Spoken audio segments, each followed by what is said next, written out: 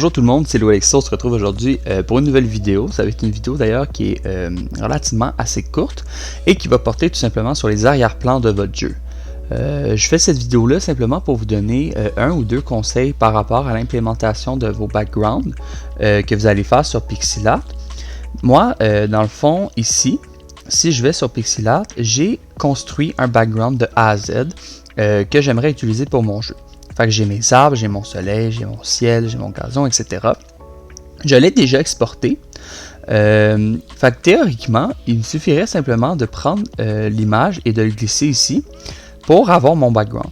Le problème, si je procède comme ça, c'est que la seconde où que je veux l'étirer pour faire l'ensemble de mon jeu, ben, ça me donne une image qui est incroyablement floue et qui n'est pas vraiment utilisable pour mon jeu. On voit aussi d'ailleurs que l'image est déformée, hein? On voit que le soleil est tout étiré. Fait que dans le fond, j'ai une solution pour vous pour remédier à ce problème-là. D'abord, juste question de pouvoir bien travailler. Assurez-vous d'avoir deux calques, un calque background et un calque game.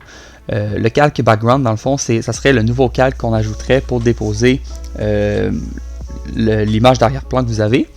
Et le calque game, ben dans le fond, ça peut être n'importe quel calque que vous avez déjà, là, mais c'est où que votre personnage, vos choses, etc. Attention toutefois, si vos éléments de jeu sont sur le calque 0, donc que ce soit votre personnage, vos ennemis, etc., vous allez avoir un fond blanc qui va vous empêcher de voir le background.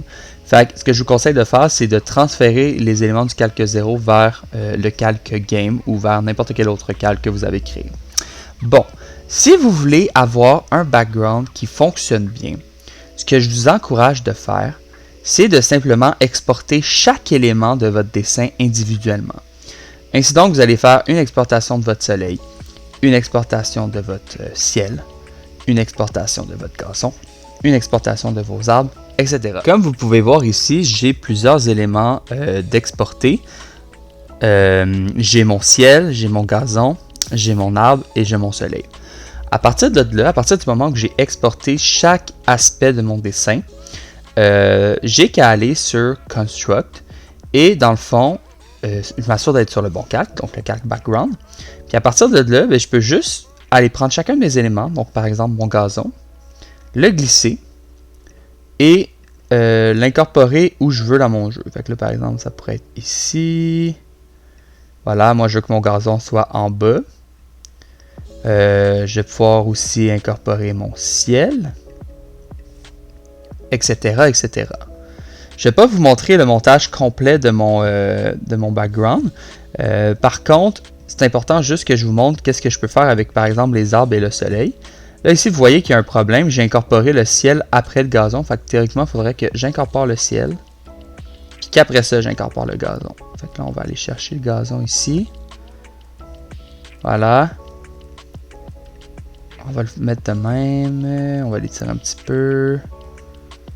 Voilà. Puis quand on procède comme ça pour le background, ben ça fait en sorte que les images sont pas floues, alors que comme je vous l'ai montré plus tôt, ben on a comme quelque chose de vraiment flou. Je vous rappelle qu'ici, hein, si c'est mal cadré, vous avez juste à faire ça comme ça, puis ça va le cadrer automatiquement.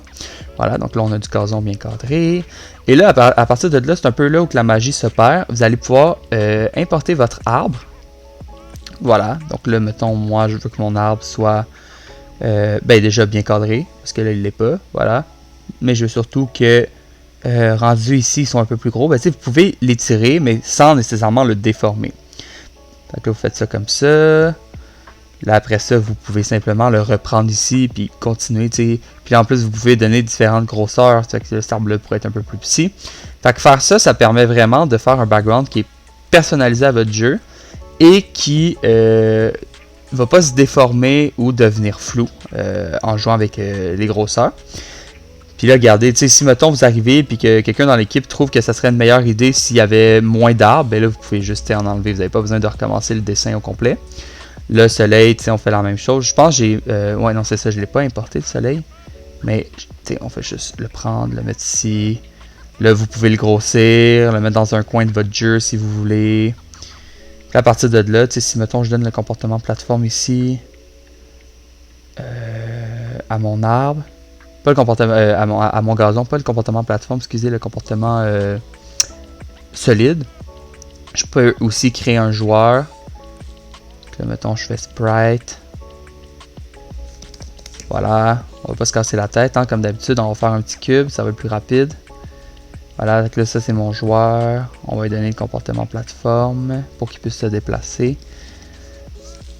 Voilà, donc là, avec ces éléments de base-là, on arrive, on joue, puis là, on se rend compte que le background, il est fonctionnel. Oups, là, la raison pourquoi ça marche pas, c'est probablement parce que j'ai pas mis le comportement défilé vert sur mon bonhomme. Donc, ça sera pas bien long.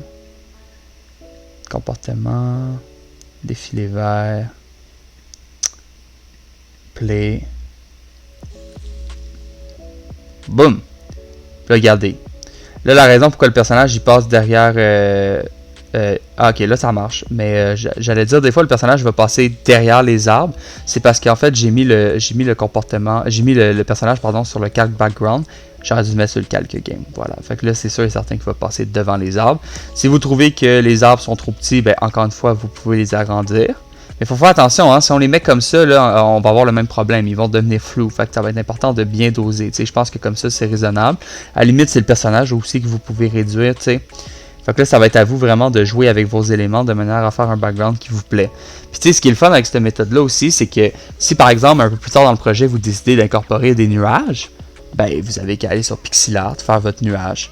Puis quand c'est fait, vous l'exportez, puis vous l'ajoutez un peu n'importe où dans votre background. Puis voilà. Donc c'est vraiment pratique. Moi je vous conseille vraiment de procéder comme ça pour faire vos backgrounds. J'espère que la vidéo vous a été utile. Si vous avez des questions, ben, comme d'habitude, n'hésitez pas. Et on se retrouve une prochaine fois pour une prochaine vidéo. Bye tout le monde.